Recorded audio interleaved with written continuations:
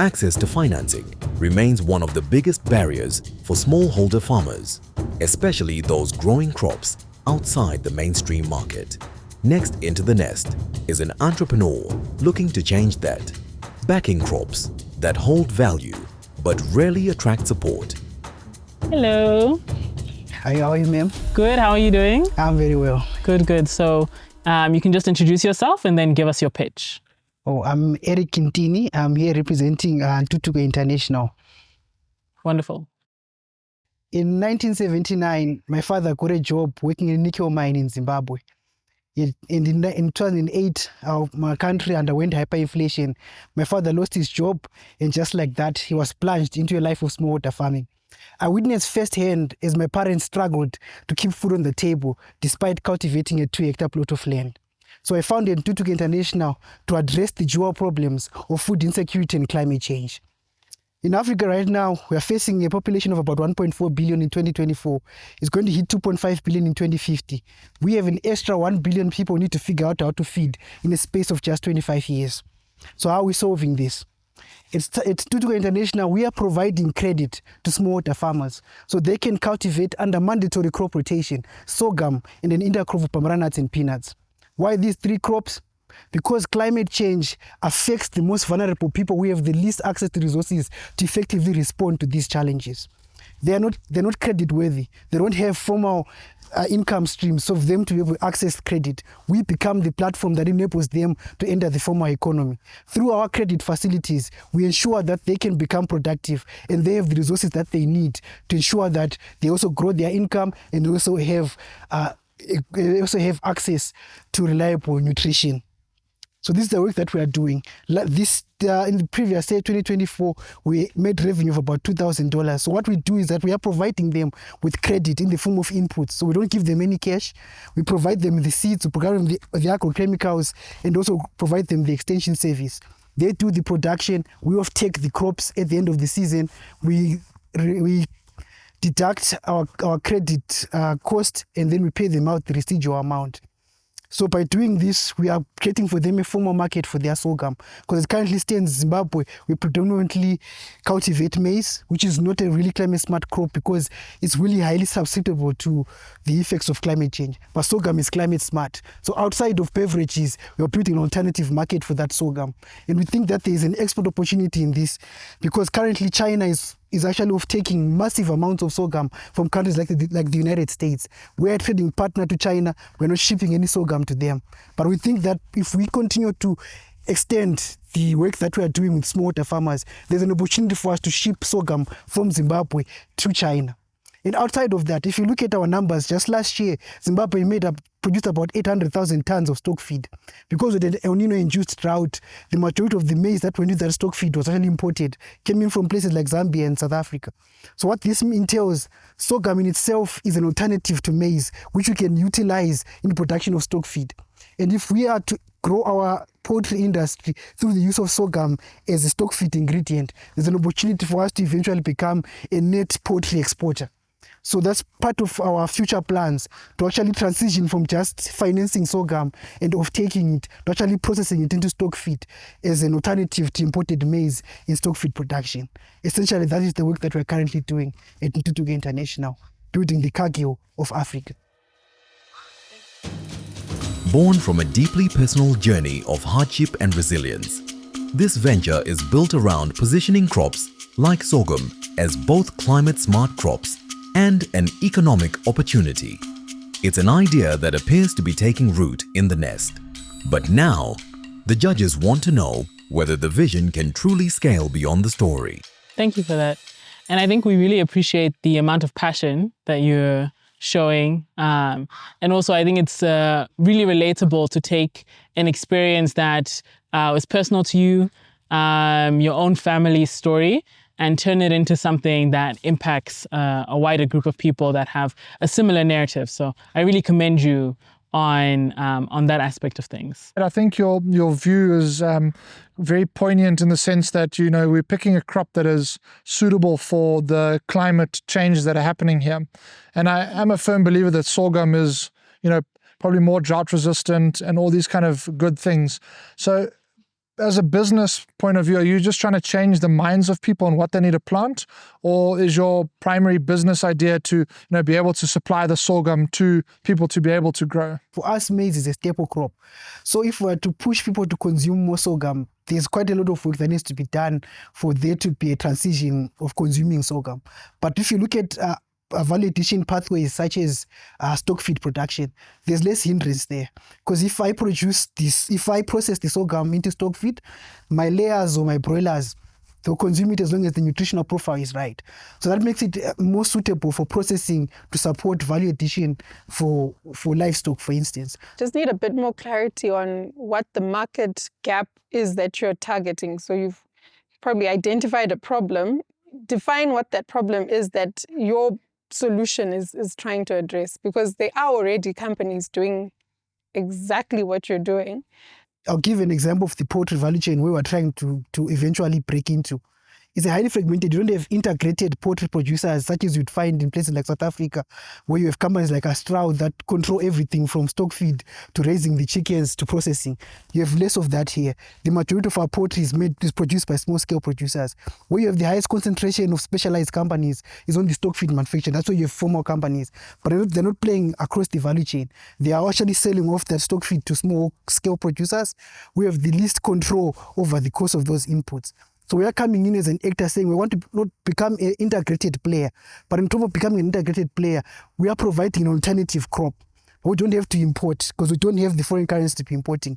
We are producing sorghum-based stock feed produced by smallholder farmers, and we can scale using domestic resources. Okay, so how does your model address the risk of side marketing? Because you're giving them the inputs, everything they need essentially, and you're the guaranteed off-taker. How are you going to address that risk of side marketing? Yeah, side marketing is actually our biggest risk, but the beauty with sorghum, currently as it stands, the biggest private off-taker of sorghum uses it for production of beverages. So they have a very specific variety of sorghum that they prefer for that use case. So outside of that private off-taker, the government, through the Grain Marketing Board, off-takes all other types of sorghum. There's no private player who's off-taking the wide variety of sorghum varieties that are there. We are coming in as that particular player, saying if you have red, you have brown, you have tan, you have pink sorghum, we will off-take it because we have the value addition pathways to support it in different avenues. So we're actually positioning ourselves in that regard. So there's not really an elevated side marketing risk as you'd compare with maize, for instance, or other crops that are a staple. Side marketing remains one of the biggest risks in financing smallholder farmers, where produce is sold outside of agreed channels. The entrepreneur argues that these crops carry lower risk due to the limited number of private off-takers. However, there's one question Crystal can shake. How profitable is your business right now? Are you doing well? How many farmers are you supporting? What does your turnover look like? Okay, currently I'm only operating in my own village because currently we are bootstrapping. We've not raised external capital.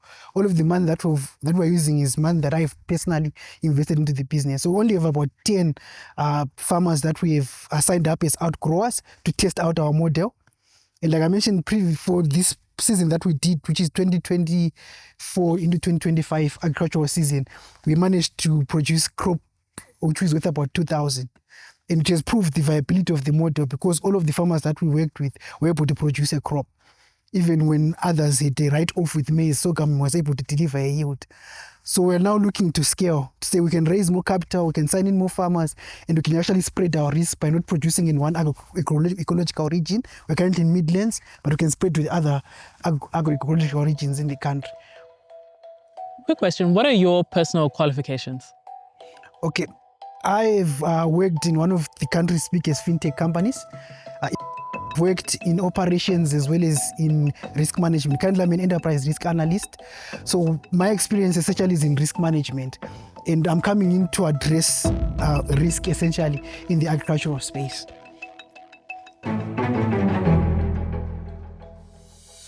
Mr. Ntini, I like your passion when you speak. I also like your humility when you walk and when you stand there. It's good to see, to look at. Some years ago, we made headlines. I was involved in certification of Bambara nuts from Chiwi and Gokwe. For the first time ever in the history of the world, we certified Bambara nuts to be recognized as a novel food for the first time in the EU and UK, and we got success. And we certified them under Global Gap for the first time ever. And we made headlines. We actually made the Global Gap spotlight. So it's an industry that I'm familiar with.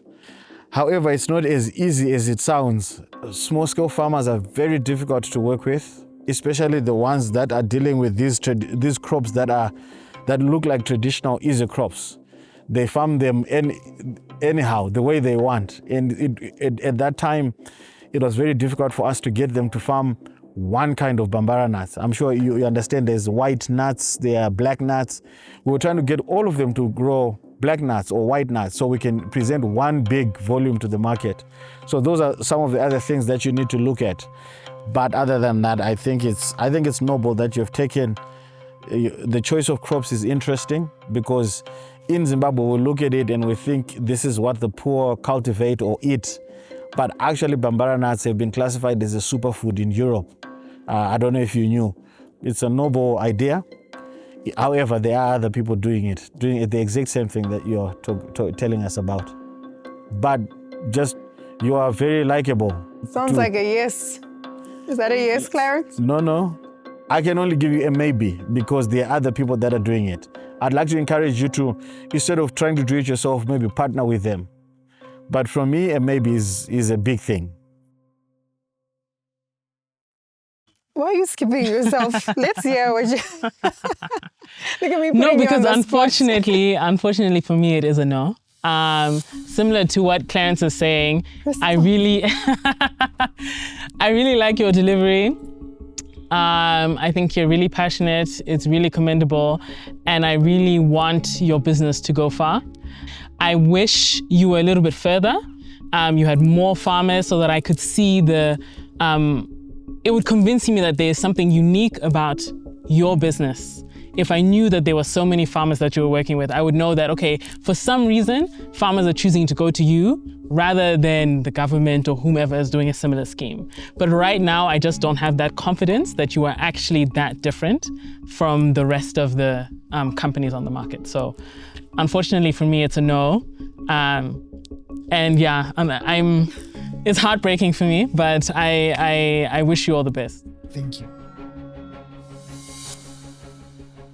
For me, a key lesson from this discussion is that sometimes it's, you don't have to venture on your own, but just finding potentially, the right partners that you can tag with and scale is also an equally good business opportunity. So I hope you do take that to mind. On my side, it's a maybe. I'm not 100% no, and I'm not 100% yes. Guys, we need votes. We need people who are decisive. Maybe it's But exciting. if We need people Crystal's who are putting me on the decisive. spot, unfortunately for today, it will be a no. But I just think it's something that you need to develop the business plan further. You're definitely on the right track. Thank you. From my side, I like the innovation around changing the crop and changing the perspective of it, because it's of high essence that we change the perspective of just growing maize. And I think you're onto something there, and I'd like to give you a yes in the sense that I would like to see if we can maybe check if there's not more added value that can be done here, or additionally, see if, or test basically what you're saying. Being able to pen test some of the information that you've given us would be crucial for us to understand if this is a plausible idea, yay or nay. So you have a yes from me, with an asterisk that says we need to have a little bit more intel in terms of, how far is what you are growing, where is it ending up? Are people taking off sorghum for the stock feed? What are they paying for it? How does it compare against maize? How easy is it to grow sorghum versus maize? Inputs, all that kind of stuff. Maize was originally bred to be able to protect itself from birds and whatnot. So sorghum doesn't have that. So, what other problems arise from doing it? But yeah, I like the idea, and you have my yes. Thank you. Thank you very Thank much. you so Thank much. you. Unfortunately, the entrepreneur has failed to secure the majority endorsement needed to progress, ending with 1 yes, 1 maybe, and 2 no's from the panel. The judges saw promise in both the vision and the problem being addressed, but felt the model still needed stronger structure before it could be ready for export markets. Really such a lovely guy.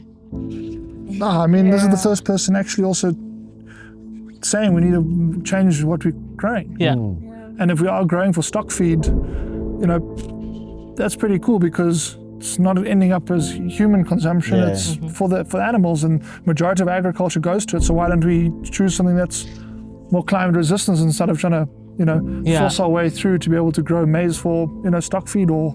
I think, to be honest with you, I feel like the knowledge that sorghum is pretty drought resistant is out there, but people have just really struggled with the behavioral change. Yeah, like I think it's something that has been tried, the idea of trying to replace maize with sorghum so that we have something that's a little bit more climate resistant. But yeah, but either way, shows that there's an opportunity for innovation. Potentially. Like, It could be that time. Yeah, so We don't need to change sorghum, that. but changing the form, you know, the way it's produced for human consumption or Somewhere, yeah. Or if it's just for stock feed, I mean, we don't need to change the behavior on the animals that we're feeding. Good point. Just got to give it to them. The stock feed part is actually a really strong point. The Eagle's Nest Agri Challenge, proudly brought to you by Zimtrade and the Netherlands Embassy.